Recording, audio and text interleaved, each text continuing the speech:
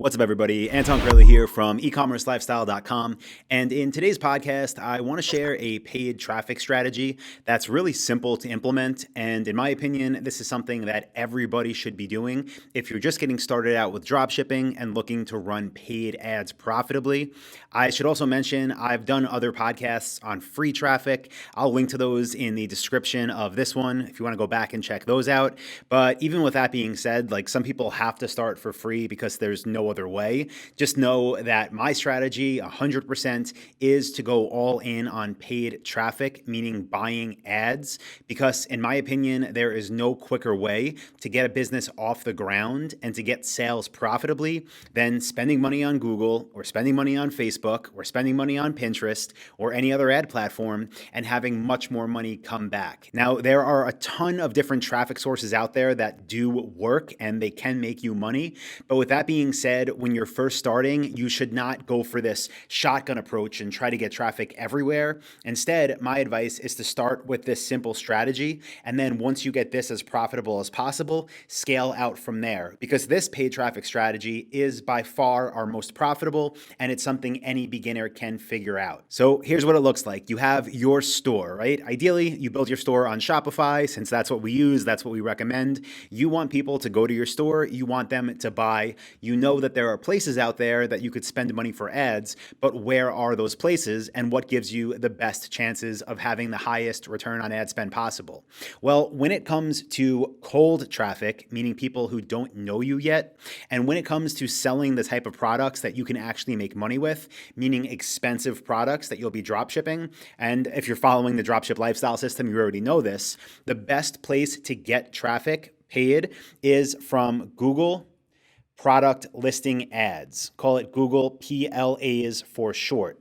Now, if you go to google.com and you search for any brand name or product name, even any SKU number, even any product type, what you're going to see in the search results are ads, especially at the top.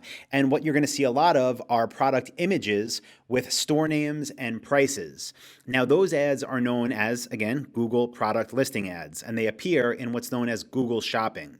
Now, these ads are so effective because the person on the other end of the computer, the person clicking that ad, they know they're going to an e-commerce store. They saw the product photo, they saw the price, they saw the store name. When they click that, they know they're going somewhere where the product is for sale.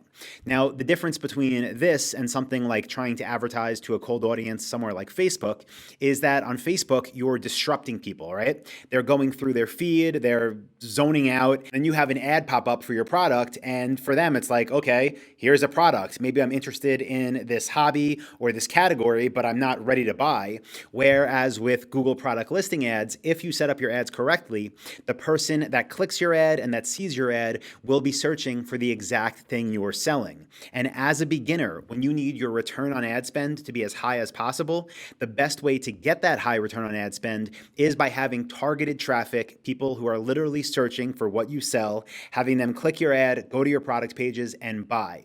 Now, how do we set this up? Well, first of all, with Google product listing ads, it's a little bit different than regular Google ads because you're not allowed to choose what keywords you want to appear for.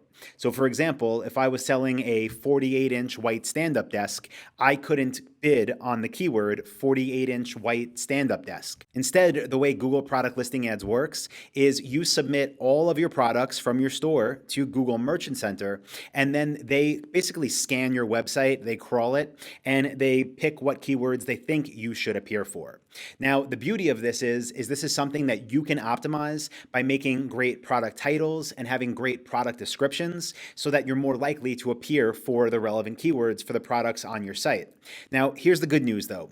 With Google product listing ads, you can see which keywords are triggering your results and your clicks once your ads are up and live. So let's say a week goes by and you have your whole product catalog submitted, you're running Google product listing ads, you can see what keywords the people are searching that are triggering your ads, and you can see which ones aren't making you money. So as you could probably imagine, what we do is over time, we look at that data that Google gives us, we see which keywords keywords are working, meaning making us money. We see which ones are not. And then what we can do inside of Google is use negative keywords. So let's just say I saw somebody was searching for 48-inch white stand-up desk assembly instructions. And let's say Google was sending me traffic for that to my product page because I sell those things. Well, obviously, that's not a keyword that has buying intent. That person isn't going to buy. So in that scenario, I would add assembly instructions as a negative keyword. I would no longer have part of my ad budget go there, and I can really increase how well my ads perform. So this is something you're always going to do on an ongoing basis. Again, you're going to start with Google product listing ads. You're going to upload your entire product collection through Google Merchant Center, and you're going to look at your keywords over time, increase the ones that are making you money, add the budget there, and then turn off the ones that aren't relevant by adding those as negative keywords. Now, does that mean you're only going to focus on Google product listing ads for paid traffic? No, because I want you to take some of your budget and put it into Facebook, but not into Facebook for cold traffic. Instead, what I want you to do is put it into Facebook for remarketing. So that person that came to your website, that came through an extremely targeted Google product listing ad, well, they can buy from your store, right? You can make money off that transaction, or they can be like 97.5% of the people that normally come to the websites, and they can leave without buying. So when they leave and you don't have a sale, you don't want to just let them forget about you. This is where remarketing comes into play, and remarketing works extremely well on Facebook. Unlike where the product ad in their Facebook feed is just popping up out of nowhere, with remarketing, they're seeing it because they were already on that product page on your website, meaning you're simply sending them back to where they already were. You're bringing them back to the product that they showed interest in. Now, the way we do this with Facebook ads is called Facebook DPAs. That stands for Dynamic Product Ad, and that's what you want to be running.